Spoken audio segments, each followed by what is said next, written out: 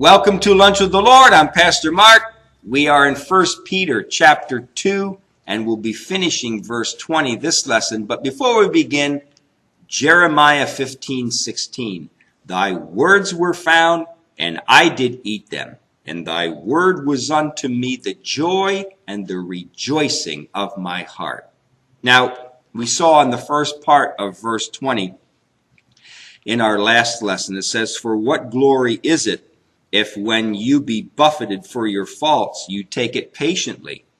So Peter here is telling these Jewish Christians that if you humble yourself and you submit to this punishment that you're receiving because you've sinned, then what glory is there? And what basically, without Peter saying it, Peter said, there's no glory. There's no glory in suffering, in taking this suffering patiently because you've sinned. All right? You committed some kind of sin and now you're being punished for it. And don't expect any glory from God if you say, well, I deserve this suffering. Yes, I'll take this beating. Right? No, there's no glory in that. And then the last part of this verse says, But if, when you do well and suffer for it, you take it patiently, this is acceptable with God. And we saw that the doing well for a Christian, the doing well is doing it as unto God, as we saw in Colossians 3, verse 17, and Colossians 3, 23 and 24, that whatever we do it unto God. We do it for His glory, all right? And not unto men, but we do it for the glory of God as unto Him. If we give money to an organization, we give it unto Him for His glory.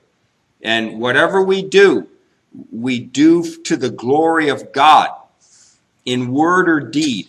And therefore, so he says, so if when you do well, when you're actually doing good deeds and you're suffering for it and you take it patiently, this is acceptable with God. Suffering, there is a measure of suffering in the world for unsaved people. People that are unsaved can experience suffering for well-doing also.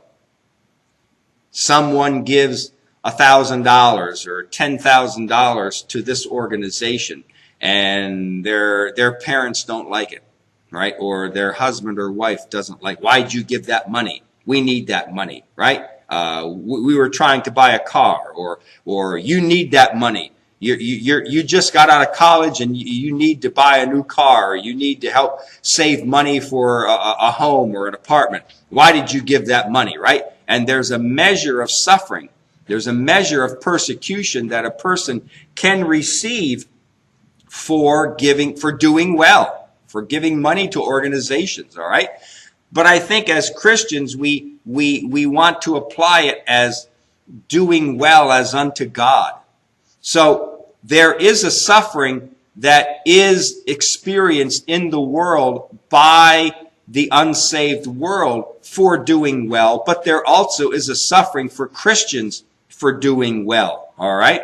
And sometimes that line is a very fine line, but what Peter is saying here is if you as a Christian are doing well in the earth, regardless of whether it's a humanistic good deed or whether you do it as unto God, if you bear up under that suffering and you hupomeno, you abide under that suffering and you take it patiently, then this is acceptable with God. And that's what he's saying.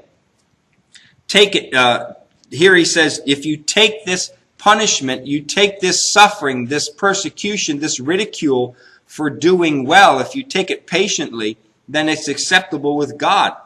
So patiently here, again, we saw that this Greek word in the last part of verse 20 is hupomeno, the same as in the first part of verse 20. And it means to abide under, to stay under the suffering or the trial. And we see in James chapter 1, and in verses 2 and 3, it says, James here writes, and he says, "My brethren, count it all joy when you fall into" what? Divers temptations. Now, this Greek word divers is poikilos.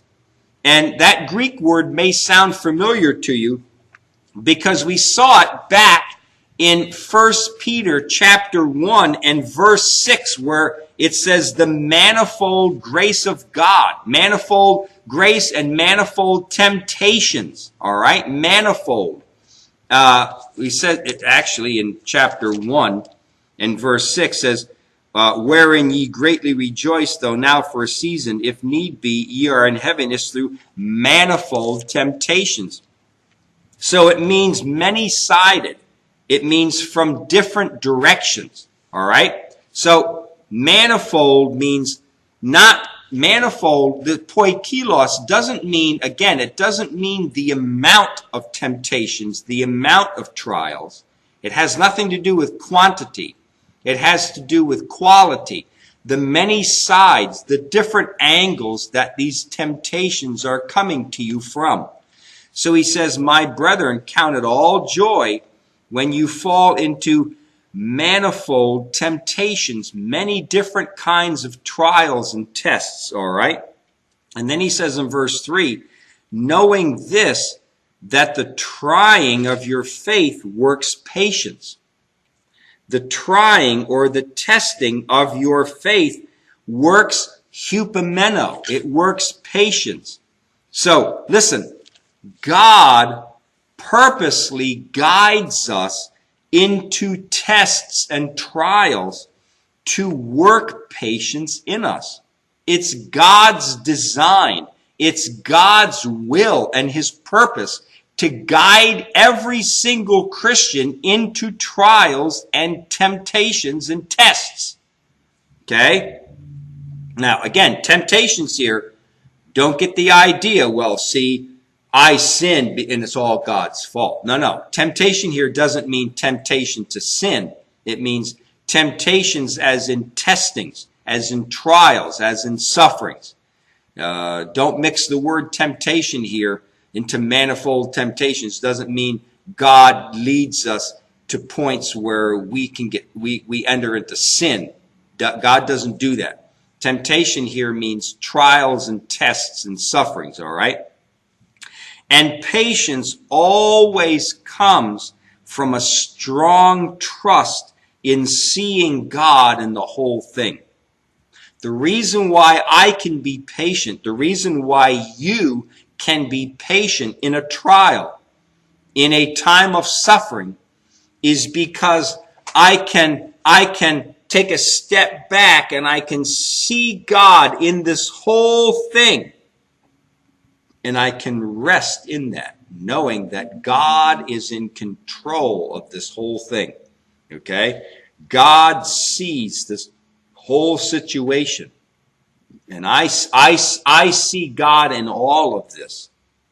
And therefore, now I can rest. I have a measure of rest. And I trust God in this whole thing. All right?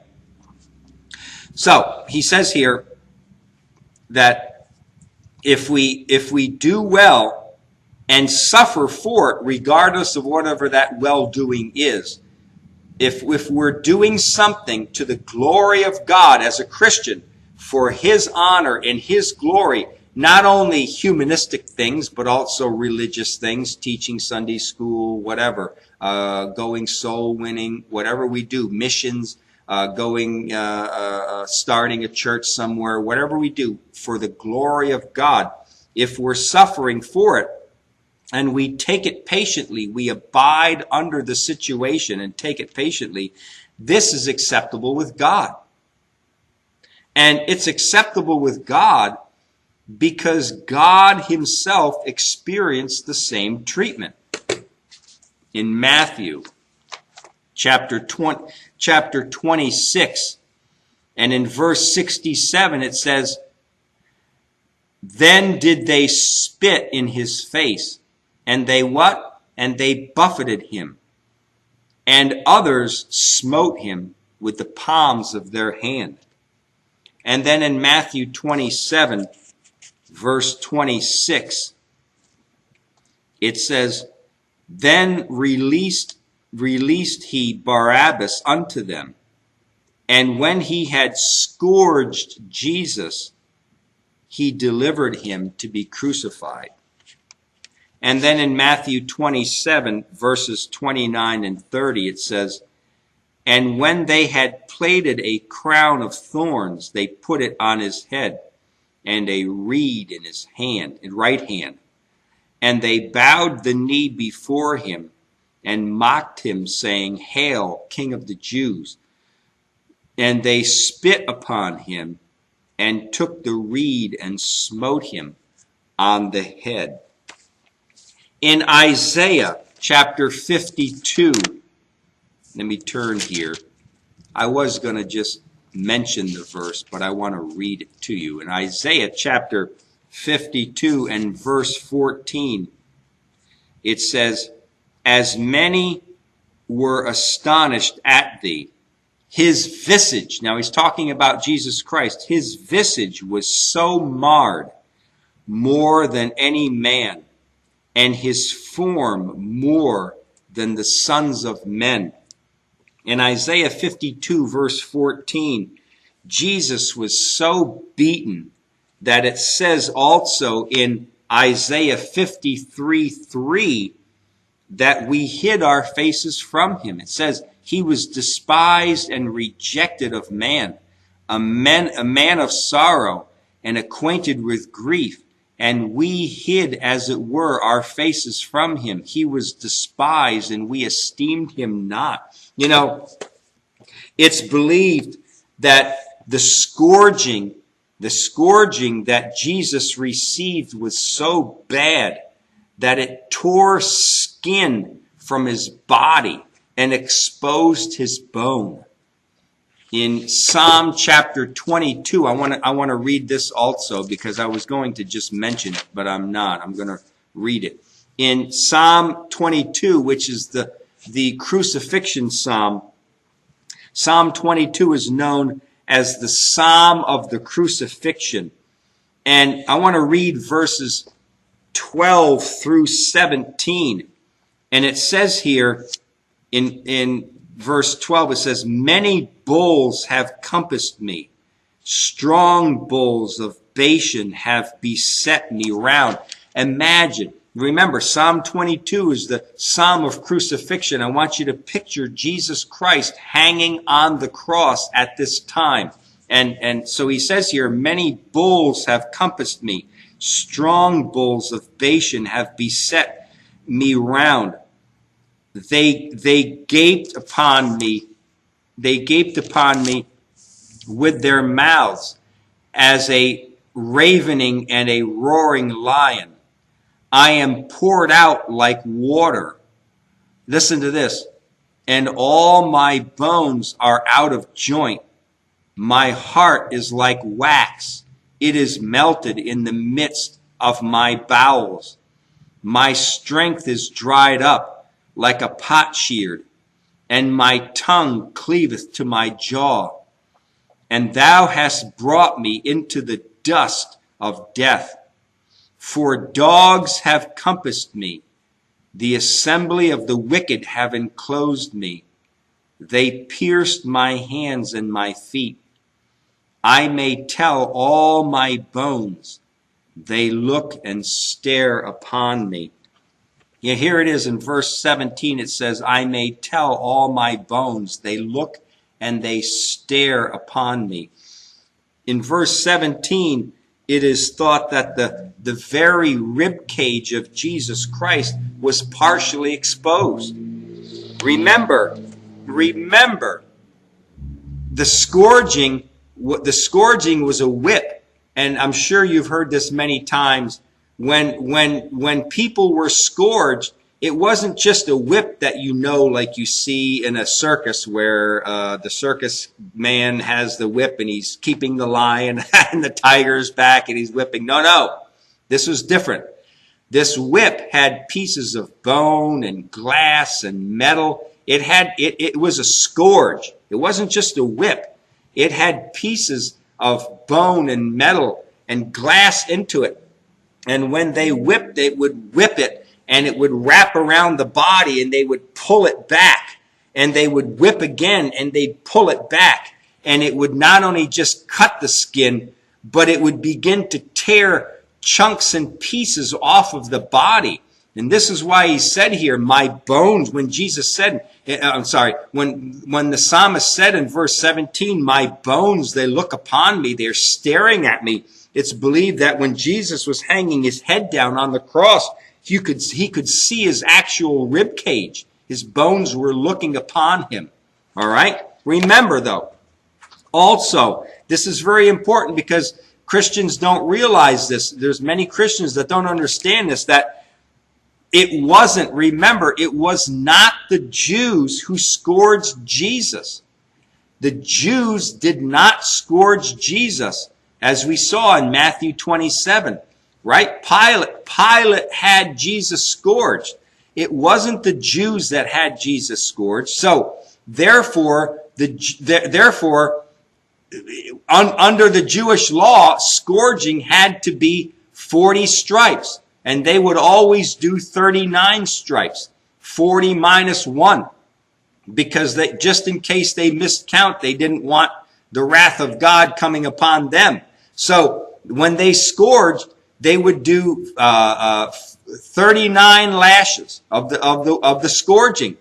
But the Jews did not scourge Jesus. It was the Romans, and therefore the Romans could apply as many whips as they wanted.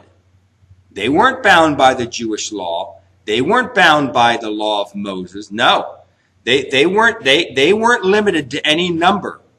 Jesus could have gotten, I'm sure Jesus got at least 39. Who knows? Maybe he got 60. Maybe he got 80. Maybe he got 100. We don't know. But it wasn't the Jews that scourged him. It was the Romans. And because of that, they could have given him as many scourgings as they wanted. Jesus suffered all of this. How? Unjustly. Remember, he suffered all of this unjustly. And still he sinned not. Not only in his words or deeds, but in his mind, he did not commit sin. Jesus suffered for the sins of mankind. And it was acceptable with God. And God accepted his sacrifice as payment for our sins. So he says here in the last part of verse 20, but if when you do well and you suffer for it and you take it patiently, this is acceptable with God. Why? Because God understands what it's like to suffer unjustly. God knows. God went through it. God was scourged. God was beaten with a rod. God was spit upon. He was mocked and ridiculed, and he suffered tremendously, and he did it unjustly.